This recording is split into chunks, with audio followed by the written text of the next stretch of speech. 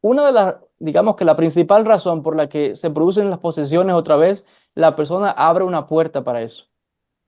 No necesariamente a veces escuchamos, bueno, porque está jugando con Ouija o con el tema paranormal, pero es que vamos a ver ciertos casos que nos dejan ver que cuando uno incluso tiene ciertos defectos en el carácter, en la personalidad sucede algo que puede abrir una puerta. Hay un caso que vamos a analizar de una persona que estaba molesta, tomó un plato, lo batió, lo rompió.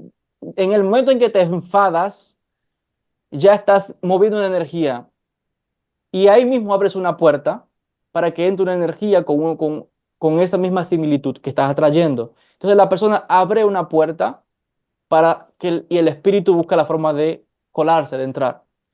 He explicado también en el canal de YouTube en ciertas clases de cómo, por ejemplo, la gente que son víctimas de brujerías y ciertos espíritus que la atormentan.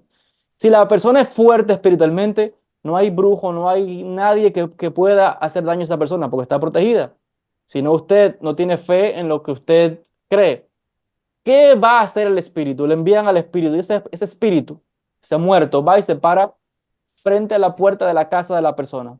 Y no puede entrar porque la persona está protegida, está fuerte espiritualmente, hace ayunos, hace rezos. Es una persona que no es de un día, lleva años en esta forma de vida.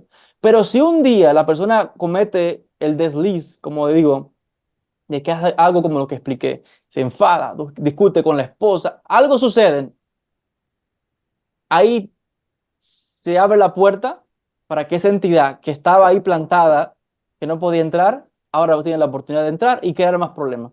Pero otra vez, no se preocupe que de todo esto vamos a hablar en las clases que vienen. Tenemos aquí